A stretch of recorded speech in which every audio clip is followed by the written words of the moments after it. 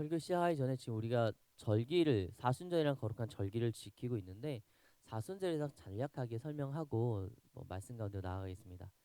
사순절은 예수 그리스도의 부활을 중심으로요. 부활절을 기념하는 그 부활절을 기념으로 역으로 40일을 추산해서 40일부터의 거룩한 절기를 의미합니다. 그런데 그 사순절을 날짜에 세 보면 46일 정도가 되는데 그 왜 그러냐면 주일을 제외하고 숫자를 세기 때문에 그래요. 주일은 어, 작은 부활절로 여기기도 하고요.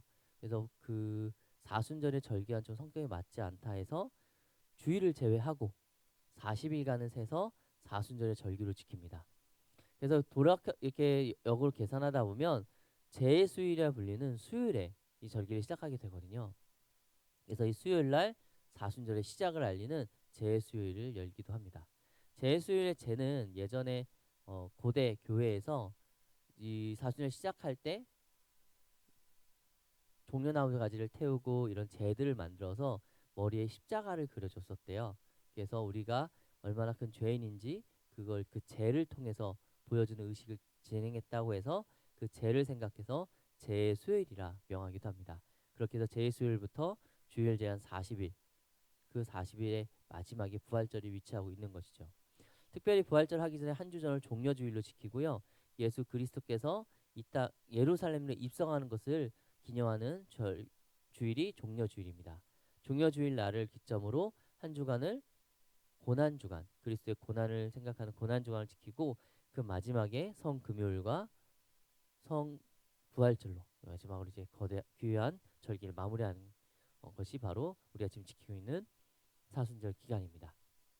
이 기간 동안 하나님을 묵상하시면서 귀한 주님과 동행하시기를 간절히 소망합니다. 말씀 가운데 다시 나아가겠습니다. 이스라엘 민족이 가나안에 처음 발을 디뎠을 때 가나안의 모든 사람들은 두려워했습니다. 이스라엘은 이미 어떤 존재인지 여러 가지 소문을 들어서 알고 있었기 때문이었어요. 이미 애굽에서의 사건, 광야에서의 40년, 그리고 요단 동편에서의 사건을 통해 이스라엘 민족의 강대함, 그들의 무지막지함을 이들은 들었기 때문입니다. 여리고성에서 기생 라합의 선택의 이유도 아마 이러한 소문 때문이 아니었나 싶습니다. 가나안 사람들의 두려움은 이스라엘과 전쟁을 하면서 실체화되기 시작합니다. 여러분이 만약 가나안에 살고 있었다면 어땠을 것 같습니까? 동네에서 잘 살고 있어요. 우리끼리 좀 투닥투닥 거리들어 잘 살고 있었는데 한 가지 소문을 듣게 되는 거예요. 당시 최강의 나라였던 애굽, 우리 도시, 우리가 사는 이 지역과는 비교도 안 될 정도로 발달된 최강의 도시, 그 애굽. 그 제국 이집트에서 노예로 살다가 해방되어 무려 군인만 60만 명이 넘는 사람이 내가 사는 땅으로 정복하기 위해 쳐들어오고 있다는 겁니다. 심지어 이들은 이집트에서 나설 때 그 강대한 나라의 전 국민의 상속자인 첫째 아들을 다 죽이기까지 했대요. 그래서 그 첫째 아들 못 잃은 그 나라의 분노로 최강의 군대였던 이집트의 전차 부대마저 쫓아오는 그들마저 몰살시켰다고 합니다. 이집트의 전차 부대가 공격해 온다면 우리도 망할 것 같은데 그들을 몰살시킨 그들이 우리에게 오고 있다는 것이죠. 심지어 그들의 신은 매일 불과 구름 기둥을 움직여서 그 민족을 실질적으로 눈에 보이게 인도한다고 합니다. 그 신은 전쟁에 능한 신이라고 하죠. 그 두려워 떨고 있는데 무슨 이유인지 모르겠지만 40년간 광야를 이리저리 휘저으며 전쟁을 하고 민족들을 멸망시키기까지 했어요. 왠지 모르지만 가나안 민족들은 몰랐거든요. 쟤네 왜 저러지? 벌도 좀 빨리 때리면 좀 빨리 때리는 거 왜 40년간 저러고 있지? 그렇게 광야를 40년간 헤매이며 광야의 거대한 나라를 하나하나 함락시키거나 혹은 진멸시켰다고 합니다. 그리고 그나마 좀 친하게 되는 옆 동네 요단 동편에 있는 나라들 마저 잔인하게 정복했다는 얘기를 듣습니다. 그런데 바로 그들이 이제 요단강을 갑자기 기적적으로 가르고 쳐들어왔대요. 여러분이라면 어떠셨을 것 같습니까?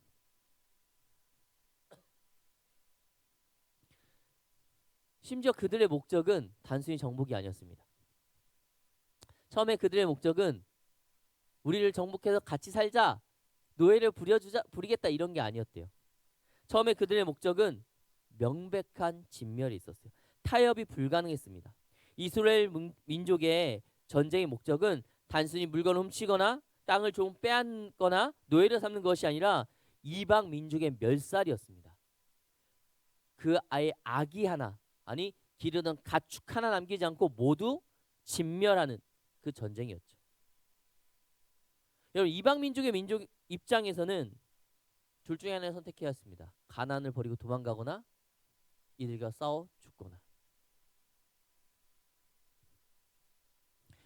가나안의 초기에 들어왔던 이스라엘 민족의 이미지는 바로 이랬습니다. 한과 불능한 폭군적인 군세. 이집트에서 아무 피해 없이 나온 자들, 이집트의 상속자를 모두 죽인 자들, 이집트의 군대를 모두 죽인 자들, 40년간 험난한 광야에서 생존한 전문가들, 광야와 요단 동편의 많은 나라를 정복한 자들, 전쟁에 능한 신의 도움을 받는 자들, 이것이 이스라엘의 초기 이미지였습니다. 그런데 이 막강한 강력한 이미지가 사사기 오늘 본문에선 전혀 보이지 않습니다. 오늘 본문에서 이스라엘 민족은 한없이 작고 초라하며 무기력하게 보입니다. 이들은 다른 나라에게 침략당했고 무려 8년 동안이나 그들에게 노예처럼 살아갔습니다. 가나안의 패권을 가져갔던 모습은 사라지고 다른 나라에게 정복되어 그 나라를 섬기는 연약한 모습만 남아있죠. 본문 9절에 보면 이스라엘이 부르짖었다고 말씀하고 있습니다. 이것을 보아 이스라엘은 단순히 좀 조공을 바치는 조공국이 아니었던 것 같아요. 실질적인 지배를 받고 실질적인 삶에서 고통이 있을 정도의 간섭을 받았다는 것이 본문의 설명입니다. 그 고통 가운데 부르짖는 이스라엘 민족을 하나님 구원하셨죠. 사사 온니엘을 통하여 그 이스라엘 민족을 고단에서 구원하셨습니다. 그런데 여러분, 온니엘이 누구라고 성경은 이야기하고 있습니까? 갈렙의 아우 그나스의 아들이라 얘기하고 있습니다. 이 사람은 사사기 1장 11에서 15절에 등장하는 바로 그 온니엘입니다. 갈렙의 딸 악사를 아내로 맞이한 그 온니엘이 바로 이스라엘 첫 사사인 거죠. 무엇을 의미합니까? 갈렙과 여호수아와 이 온니엘이 전혀 한 번도 보지 못할 정도로 먼 시대를 살았던 사람이 아니라는 거예요. 같은 시대를 그래도 함께 살았던 사람이라는 겁니다. 즉 이스라엘은 갈렙이 죽은 후 얼마 되지 않아 타락했다는 겁니다. 그 타락이 정말 너무나도 심해서 하나님의 징계를 받을 정도로요. 갈렙과 여호수아가 너무 오래전 사람이라 다 잊어버릴 정도로 시간이 많이 흐른 것이 아니라 이들의 바로 다음 세대가 이만큼 타락했다는 것입니다. 요단강을 건넌 것이 그리 오래전 이야기가 아닙니다. 여리고 성이 무너진 것이 저 먼 옛날 옛적 이야기가 아니라는 것이에요. 광야 40년의 시간이 정말 수백 년 전에 있었던 사건이 아니라는 거예요. 아버지의 시대, 아니 할아버지의 시대에 있었던 바로 그 일들이라는 것입니다.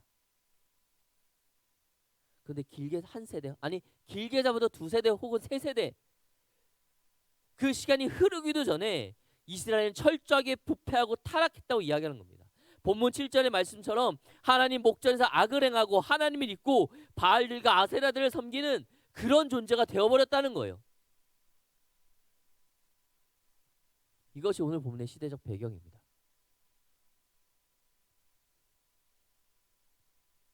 본문을 읽으면서 우리는 생각하게 됩니다. 이스라엘 참 빨리도 타락했다.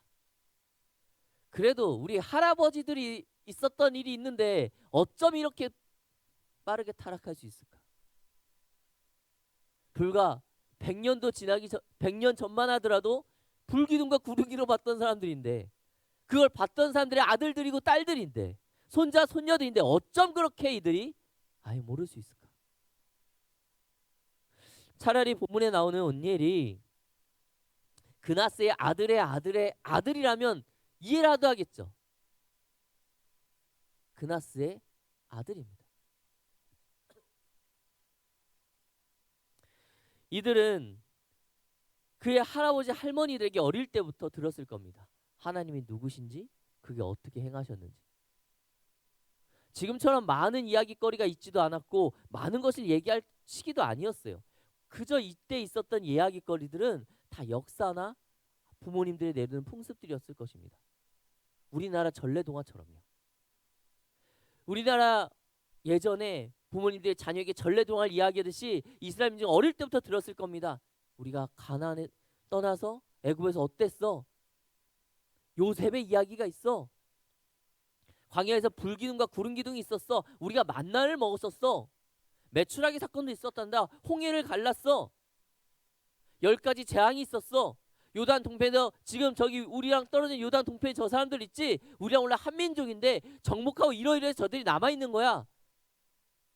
50년 전? 아니 30년 전에 이 요단강이 두 개로 갈라서 우리가 일로 들어왔었어.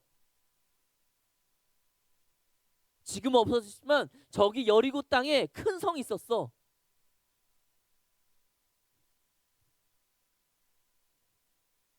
이들 이렇게 하나님의 이야기를 들으면 자라났을 것이에요. 근데 이들이 이렇게 빨리 타락합니다. 그 이야기를 들은 이들이 바알과 아세라를 섬기고 여호와의 목전에서 악을 행한 것입니다. 어찌 보면 이스라엘 민족의 어리석음과 연약함이 매우 잘 드러나 있는 내용일 수도 있습니다. 그런데 이게 이스라엘만 그럴까요? 우리는 이들과 다릅니까? 우리는 이들과 달리 하나님께서 주신 은혜를 기억하며 범죄하지 않고 타락하지 않습니까? 부패하지 않습니까? 이스라엘 받았던 하나님의 은혜만큼 우리나라도 하나님의 은혜를 받은 나라입니다. 복음의 불모지였던 이 땅에 교회가 세워지고 많은 선교사를 또 파송하는 나라가 되었습니다. 여러분, 이 땅에 복음이 들어온 게 그리 길지 않습니다. 그리고 교회가 지금처럼 성장하는 게 그렇게 길지 않아요. 경제적으로 볼까요? 우리나라는 못 살던 나라입니다. 지금 우리들은 잘 모르죠. 이 나라가 얼마나 못 살았는지. 여기서 그걸 알 사람은 없습니다. 우리는 이미 선진화된 대한민국에서 태어나고 자랐으니까요. 조선 시대는 조선은 말 그대로 가장 빈민국이었어요. 예전에 드라마를 하나 봤 무슨 천사인인데 어떤 드라마가 이병헌 나온 드라마가 있었던 것 같거든요. 뭐라고? 어? 아, 그거 일단 그거. 일단 그 드라마 보면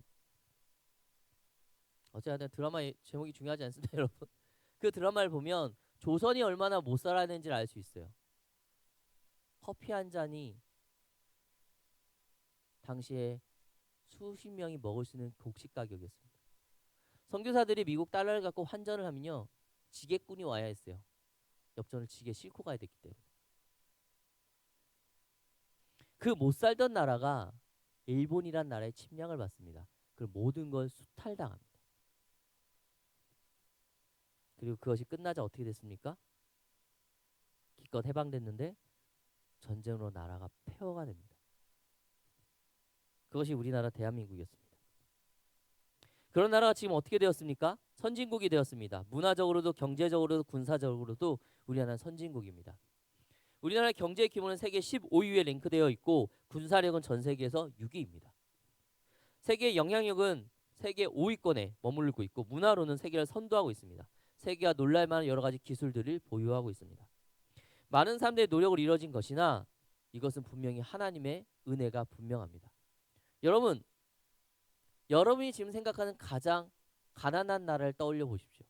아프리카의 어떤 한 나라를 떠올려 보세요.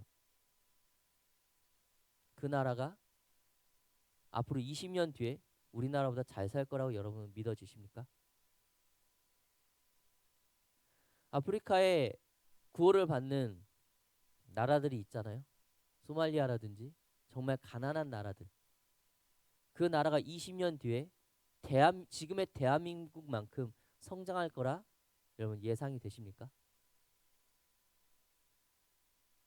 사람의 노력이 가능한 것일까요?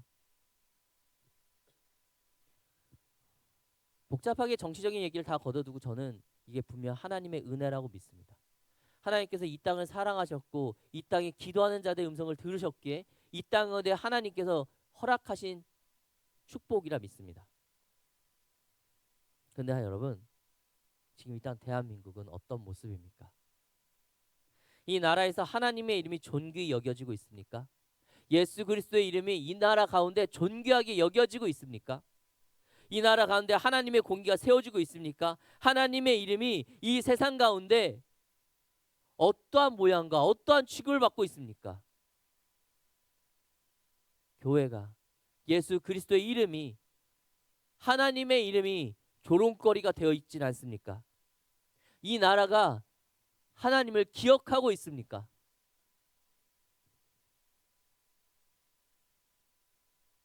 나라만이 그럴까요? 우리는 어떻습니까?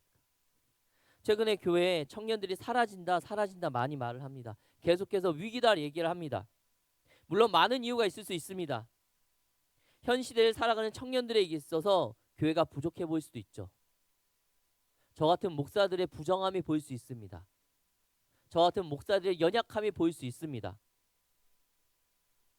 하지만 그것이 교회를 떠나는 이유로 충분하지 않습니다. 정당화될 수 없습니다. 그 무엇도 교회를 떠나고 믿음을 저버리는 것이 용납되는 이유가 될 수 없습니다. 그 어떤 이유에서도 말이죠. 이스라엘 민족이 어떠한 이유에서든 그들이 하나님을 떠나 바알과 아세라를 섬겼던 것이 용납될 수 없었던 것처럼 어떠한 이유에서도 믿음과 하나님을 저버린 것이 용납될 수는 없습니다. 심지어 우리들의 아버지 세대, 할아버지 세대는 하나님의 기적을 경험했습니다. 누군가는 그 얘기를 들었을 것입니다.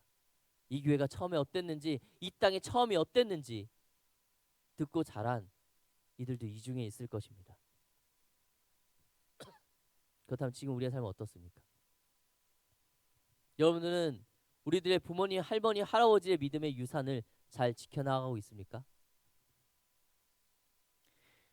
어떻게 보면 무식하게 보일 정도로 충성되었던 그 거룩한 그리고 담대한 믿음의 용사들의 후손으로서 그 유산을 잘 이어가고 있습니까? 주의를 지키는 것에 목숨을 걸었던 그들처럼, 우리의 선배들처럼, 우리의 어른들처럼 주의를 지켜내고 있습니까? 하나님 것과 세상의 것을 반드시 구별했던 그들의 믿음, 집에서 쫓겨나는 한이 있더라도 어떻게든 믿음을 지켜내고자 했던 어머니들의 믿음, 내 것을 다 드려도 아낌없이 드려도 아깝지 않았던 그 믿음이 우리 가운데 지금 남아 있습니까? 어른들이 모든 것을 잘했다고 얘기하는 것이 아닙니다. 하지만 저는 어른들의 믿음을 보면 저를 부끄럽게 하는 경우가 너무나 많습니다.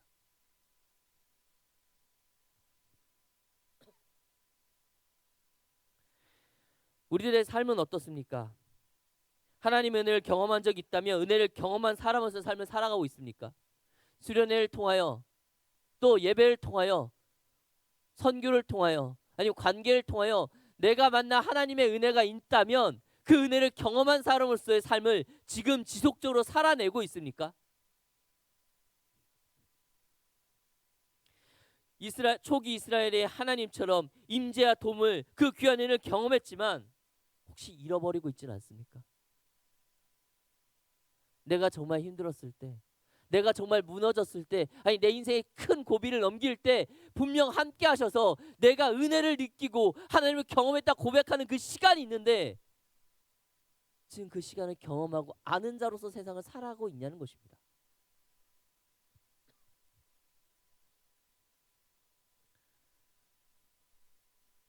혹시 그런 삶을 살고 있지 않다면 돌아서야 되지 않을까요? 돌아와야 되지 않을까요? 여러분 이제 돌아와야 합니다. 다시 돌아와야 합니다. 어리석은 이스라엘 민족과 같이 되어서는 안 됩니다. 하지만 너무나도 안타까운 것은 우리나 이스라엘 백성이나 똑같다라는 거예요. 어리석은 이스라엘과 같이 의도 어리석다는 겁니다. 은혜를 잊어버리면 안 되는데 은혜를 잊고 살아간다는 것이죠. 하나님의 백성으로 뭘 해야 되는지 아는데 그렇게 살지 않는다는 것이죠. 이것이 경건하지 않는 믿음이 없는 일부 사람들의 이야기입니까? 아니요, 그렇진 않을 것 같아요. 우리 모두의 이야기인 것 같습니다. 저의 이야기인 것 같기도 하고요.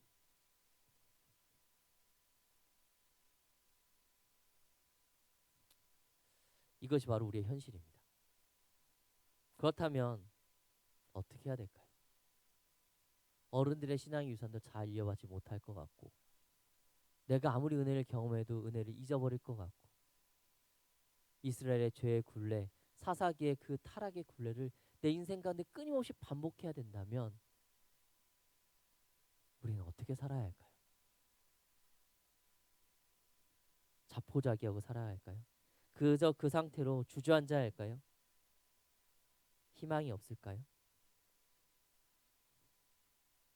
아닙니다. 바로 여기서 희망이 생깁니다. 하나님은 범죄한 이스라엘 민족에게 사사를 보내셨습니다. 사사는 이스라엘 민족을 이방 민족의 그 압제에서 구원했습니다. 사사들이 살아있을 동안에 이스라엘 민족은 평화를 누렸습니다. 사사의 통치를 받는 동안에 이스라엘 민족은 어떤 이방 민족의 침범도 허락하지 않았습니다. 사사는 이스라엘 민족이 다시금 하나님의 백성이 되었다는 증거였으며 동시에 하나님께서 이스라엘 백성 잊지 않으셨다라는 보호하고 계신다는 증거였습니다. 우리에게도 사사가 있습니다. 누굽니까? 저라고 얘기하면 큰일 납니다. 우리에게 사사는 누구입니까? 우리에게도 사사 같은 분이 있어요. 바로 영원한 사사 되신 예수 그리스도입니다. 예수님은 죄의 통치를 받는 우리에게 영원한 해방을 선포하셨습니다. 예수님을 통하여 우리는 영원한 평화와 안녕을 누리게 됩니다. 예수님은 우리가 하나님의 백성임의 증거이며 하나님께서 우리를 사랑하신다는 증표입니다. 사사기의 사사들은 그 생을 다하면 죽어 사라지지만 예수님께서는 영원히 우리를 지키십니다. 사사들은 유언했지만 예수 그리스도는 영원합니다. 여러분, 사사들이 이스라엘 백성들 가운데 그들 구원했다고 해서 이스라엘 백성은 변하진 않았어요. 그들의 본성은 여전했습니다. 그 증거가 무엇입니까? 사사가 죽자마자 다시 타락했다는데 그것이 가장 완벽한 증거일 것 같습니다. 여러분, 주님께서 우리의 사사가 되신다고 하셔도 우리는 그렇게 변하는 게 많지는 않습니다. 여전히 은혜를 잊고 살아갈 것이고 여전히 세상을 사랑할 것입니다. 죄의 유혹에 너무 쉽게 넘어질 것이고 흔들리는 갈대와 같이 무너질 것입니다. 그러나 괜찮습니다. 주님께서 원하시는 것은 우리의 본성이 싹 다 바뀌어서 그렇게 되는 것이 아니기 때문입니다. 그리고 그렇게 될 수도 없고요.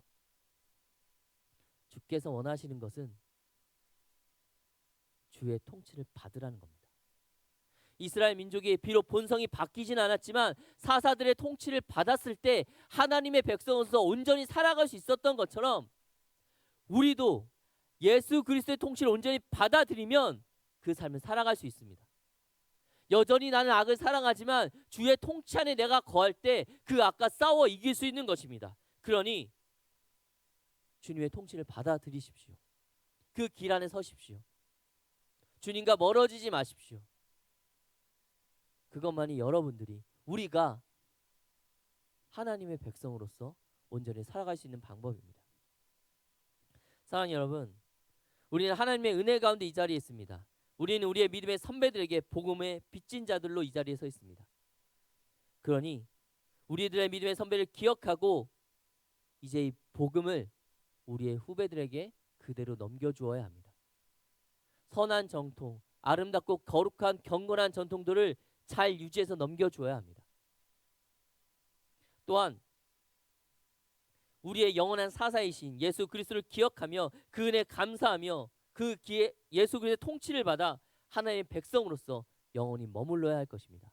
이것이 우리에게 주시는 하나님의 명령입니다. 이제 함께